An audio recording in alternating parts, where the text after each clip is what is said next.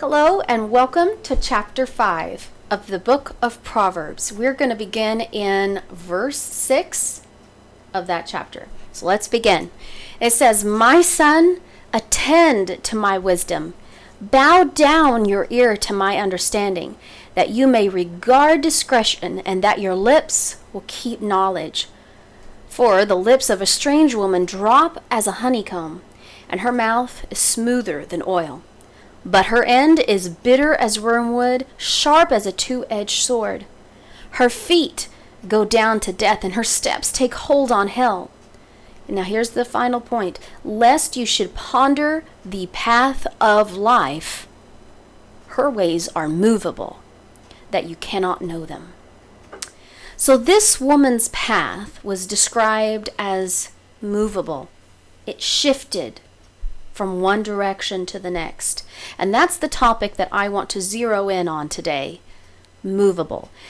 So the word movable, the literal definition of it, has, I want to read a few of the other words. It means to wander, to quiver, waver, tremble, to totter, unstable. In Job, the same word was translated to swing to and fro. In Isaiah, it was translated to stagger. And in Lamentations, it was also translated as wandered.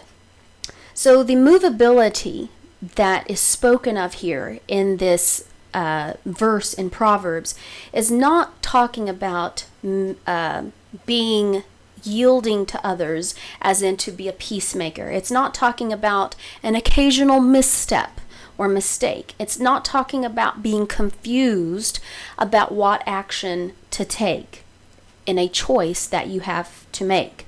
Those are all uniquely individual topics that are worthy of discussion, but they're not what this verse is talking about.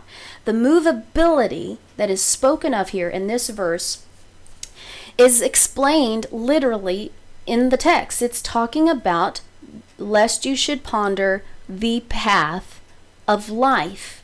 So the movability is regarding the path of life that this person is on. And we know there are two roads, one broad and one straight and narrow. So very quickly, I want to explain in a very broad using a very broad brush, 3 basic compasses that people tend to choose from as the compass to direct their life. And the first one is moral relativism. The second is situational ethics. And the third is absolutism. Now, moral relativism is the first one. And that is the view that moral judgments are true or false only relative to some particular standpoint. For instance, whether it's the culture or the historical time period. And that no standpoint is privileged over others. I saw this play out in, I don't know if any of you are familiar with the debate that happened between Bill Nye and Ken Ham a number of years ago. But it was either before or after, I don't remember the debate, that Ken Ham gave Bill Nye a tour of the Ark Encounter. And I've been to the Ark Encounter. It's wonderful. Highly recommend it. But as they were walking through on the tour of the facilities that are there, they were naturally going back and forth about first one thing and the other. And one of the standout moments for me was when this topic was debated of sorts, even though these terms were not necessarily used. And Ham was pressing Nye about the moral development across cultures regarding various subjects from adultery to murder and even such things as public nudity. And Nye, regardless of the subject, would come back to a certain position over and over and over. And it was that we, a collective, came together and decided that these things were polite behavior or not.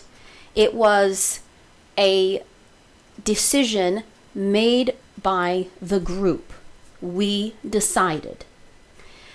Now, near and far are relative terms because it depends on where you are starting from, point A, whether point B is near or far from you. And Nye was trying to make the case that the same principle is used to deter moral judgments of the same category. So moral relativism, excuse me, is where the collective or the individual decides what is near or far, good or bad for themselves. Okay, so that's compass number 1. Now, compass number 2 was situational ethics. Now, the ethical judgment here is made based upon the context of the act. And situational ethics, within the context of each situation, it is not universal law that is followed, but rather the law of love. And I'm going to be more specific in my definition of situational ethics. I want to highlight one person that was a pioneer of this particular idea, Joseph Fletcher. He was an Episcopal priest.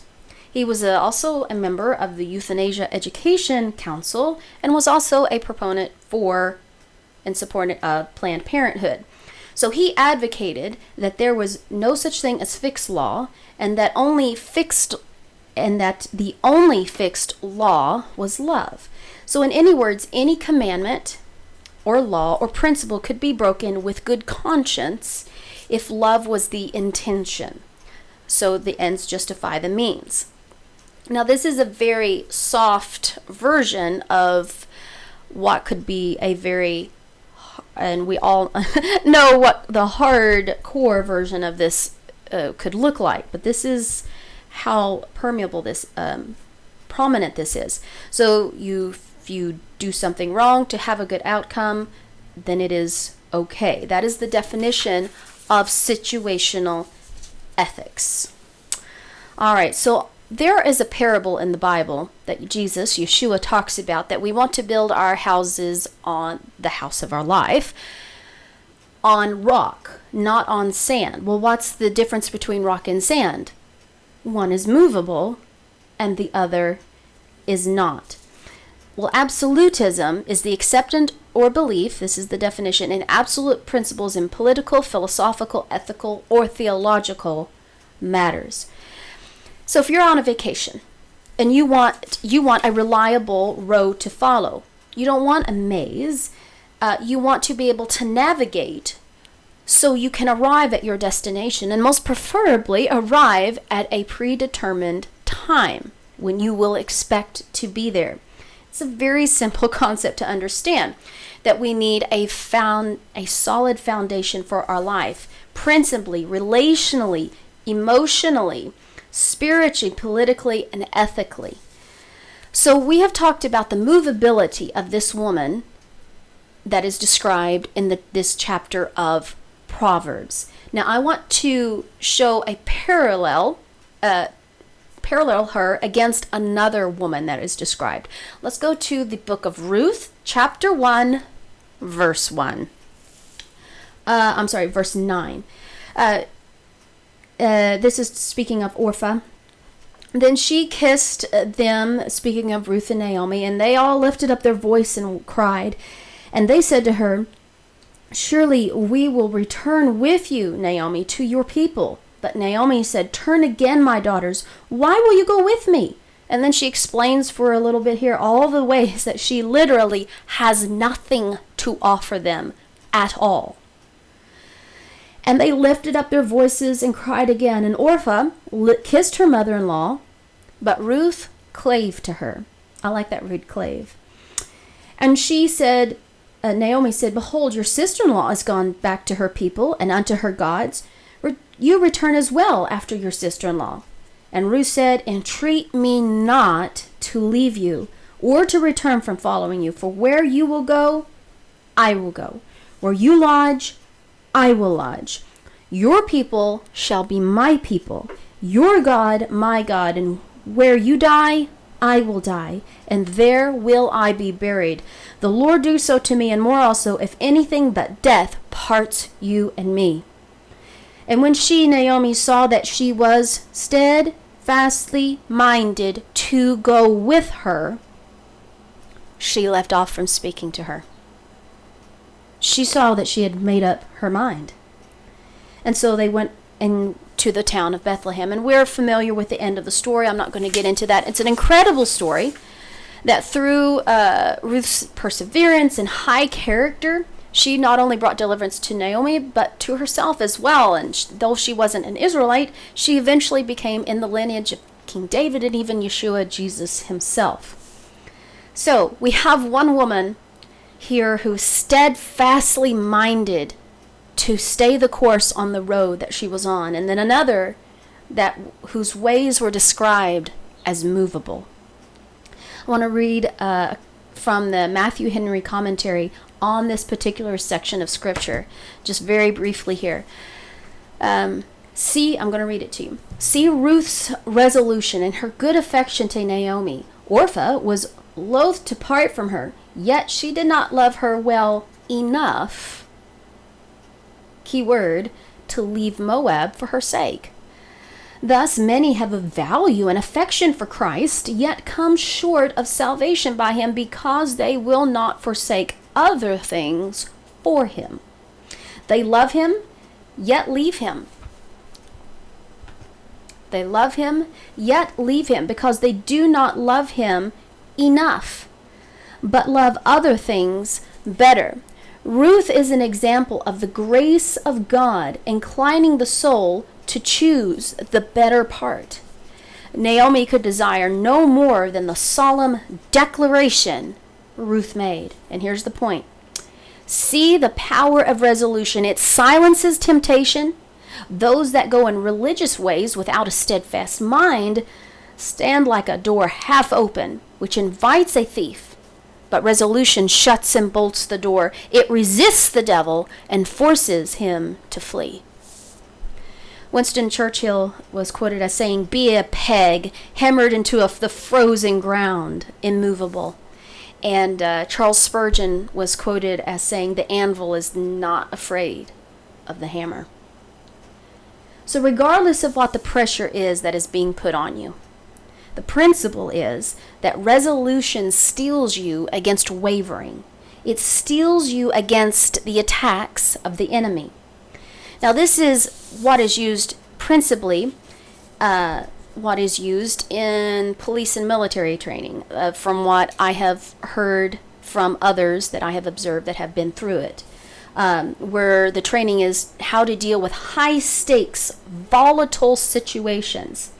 The training centers around mentally visualizing and training yourself in that situation ahead of time and preparing yourself what to do in that situation.